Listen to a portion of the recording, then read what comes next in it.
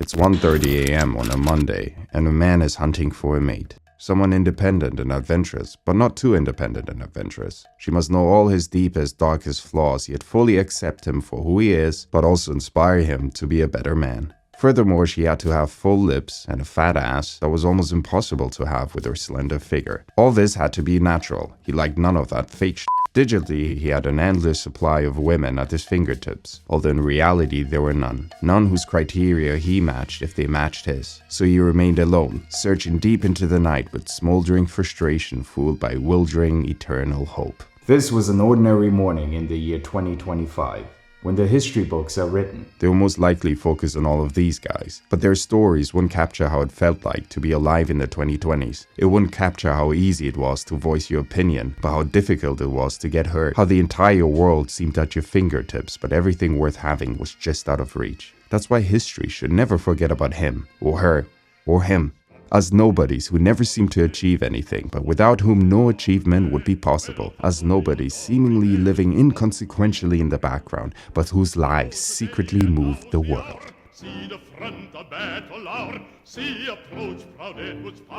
It's the 2nd of February, a Sunday, and this nobody, named had spent the entire day working on himself, his digital self. The first thing anyone saw of him, judged him on, when entering the worldwide dating pool, and increasingly the real one too. The dating app he was using had given him 6 pictures to encapsulate his personality, his physicality, his soul, and so he had to make each one of them count. The first one especially needed to stand out, draw people in. People had options these days, so showing up as just a run-of-the-mill human was simply not good enough. After much deliberation and taking all possible angles into consideration, Jonathan had carefully chosen this picture.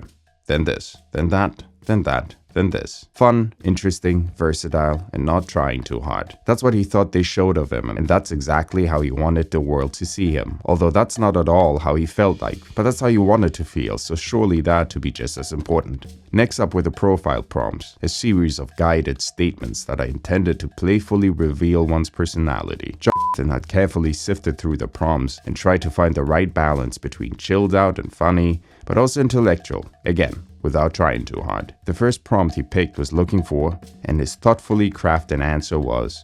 He felt pretty good about that line. One had to be a bit cheeky when interacting with the opposite sex. That was just a fact. The next prompt he had chosen was unusual skill, to which he wrote, "It starts with an E and ends with you moaning." He was less confident about that one, but he felt he needed to be bold in order to stand out. Women like bold guys. Besides, he did like eating pussy, so it was actually quite truthful.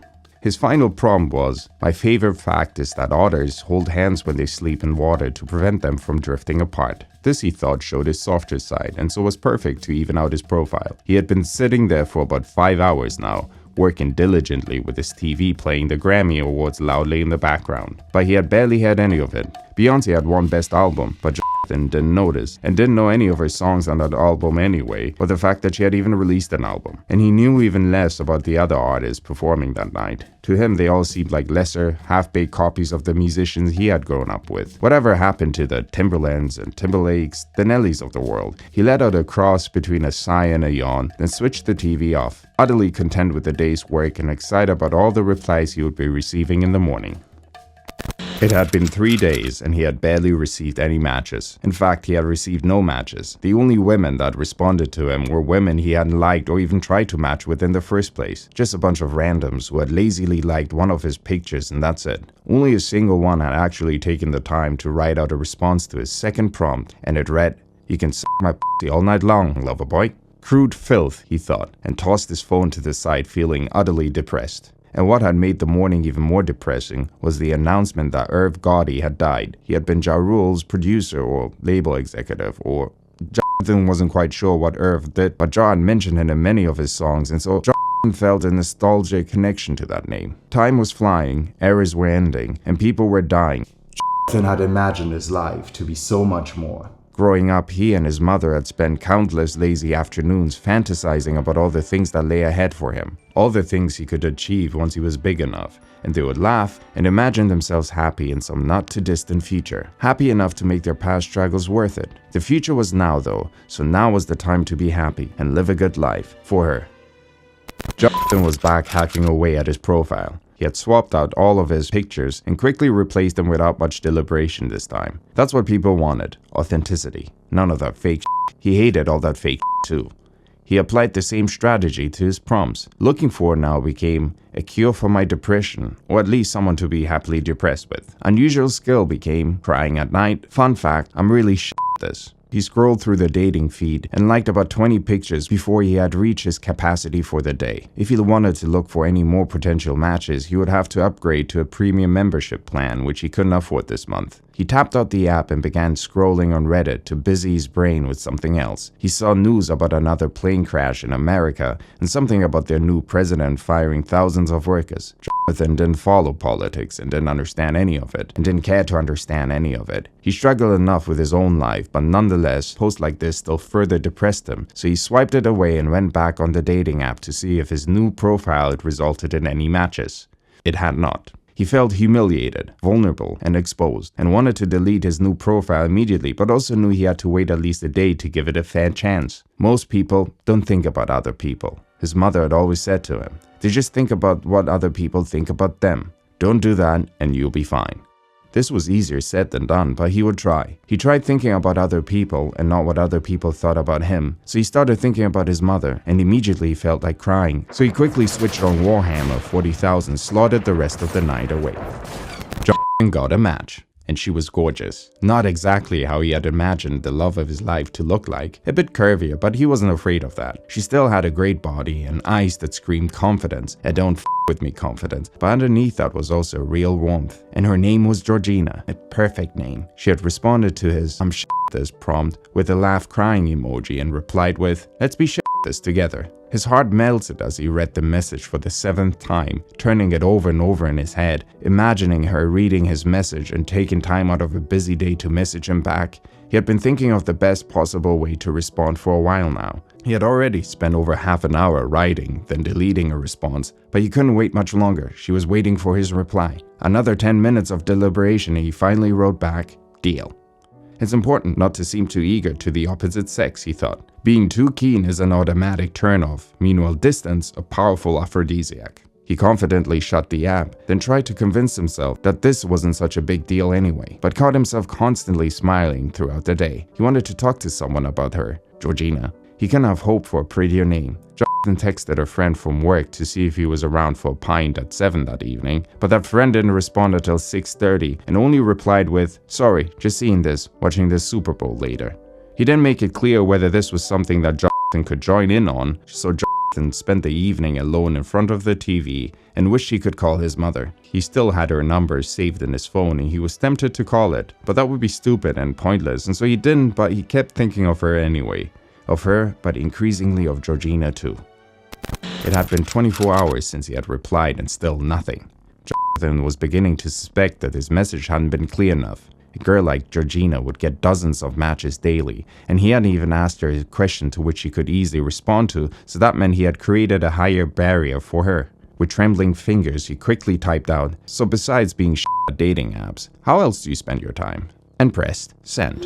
That should do it. If she didn't reply now, then she was just rude. Jonathan put the phone down and went to make himself a coffee. A few minutes later, he returned and reread his message and almost threw up in his mouth. Besides being shit at dating apps, how else do you spend your time? He sounded like a complete asshole. Why hadn't he just taken his time? But then why couldn't she just reply also? And why do all these dating apps have to be so f***ing fake? He now hated himself, he hated her, he hated everyone, and everything was pointless. He felt so lost and alone that he wasn't sure he was supposed to be alive. A broken off iceberg, drifting alone in a warming sea. His phone beeped, and Georgina responded with, haha, mostly eating, sleeping, Netflixing, coffeeing, struggling to make renting, and oh, did I mention eating? I'm a big foodie. You? Jonathan almost giggled with delight. She was funny. She was funny and sweet. He jumped back on the couch and feverishly started crafting his next message. They had exchanged almost 50 messages within 2 days, and Jonathan was pretty sure he was in love. He kept thinking about her wherever he went, whatever he did. kept replaying their messages and imagining her reaction. And as fate would have it, Valentine's Day was tomorrow. It was destiny. He was going to ask her out, and he knew she was going to say yes, and so he would never have any issues remembering when their first date was. He had already planned everything out in his head. They would meet in a coffee shop, then take a stroll by the canals, and then end up in one of those bars by the water, and then who knows? He was fine with whatever. She probably wouldn't want to go home to his straight away, and he was fine with that too. Not that type of girl. That's cool. He was happy to wait, but just in case, he had cleaned up his room. Twice, then clipped his fingernails, very important, then went back to his room and cleaned some more. Anything to avoid having to send that fateful message just yet. He had already drafted it, ready to hit send, make its fateful journey over to her and possibly change his life forever. He wasn't ready just yet though, so he went out for a walk, the air feeling heavy in his lungs, his feet wispy as if a strong gust of wind might blow him off of his feet and into the sea. Don't be a pussy, don't be a pussy. He repeated that mantra over and over, trying to override his brain's fear signals. Don't be a pussy, don't be a pussy, don't. He pressed send. It was out of his hands now, and that was fine. He didn't care, is what he tried to make his brain believe. He didn't care. It was just a girl. There were plenty of girls. Although she did feel like the right girl, the perfect girl. Who cares? It's not that deep, he tried to make himself think, while thinking the exact opposite. His phone vibrated and he picked it up with a dramatic air of tragedy and clicked on the message which read, "Thinking ahead. I like it. No flowers though, please. Now that would really be too cheesy. Where are we meeting?" It was 3 p.m. on a Friday and Jonathan was on his way. He had strategically chosen a coffee place within walking distance from his home. Prepare for the best, but expect the worst. A good strategy in theory, but in practice, his brain didn't function that way. It kept fantasizing about the night he and Georgina would have together. He came up with multiple timelines, which all ended up with them back at his place. She not being bothered by the size of his room or that he still lived with flatmates. And then they would make love.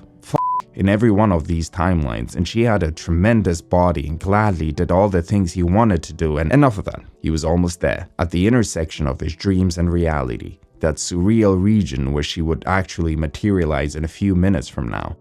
Jonathan took out his phone and quickly texted his mother, "Just heading to the date now. Wish me luck, lol." This calmed him down even as he saw the coffee shop a few meters ahead. It looked to be half empty, so she would be easy to spot. She should be easy to spot. A quick scan around. Nope, definitely not there yet. Fair play. Women always a bit late. It's a bit of a game for them. He didn't like that she played those games, but it really wasn't the end of the world. It really wasn't. Nothing was. And then his world stopped.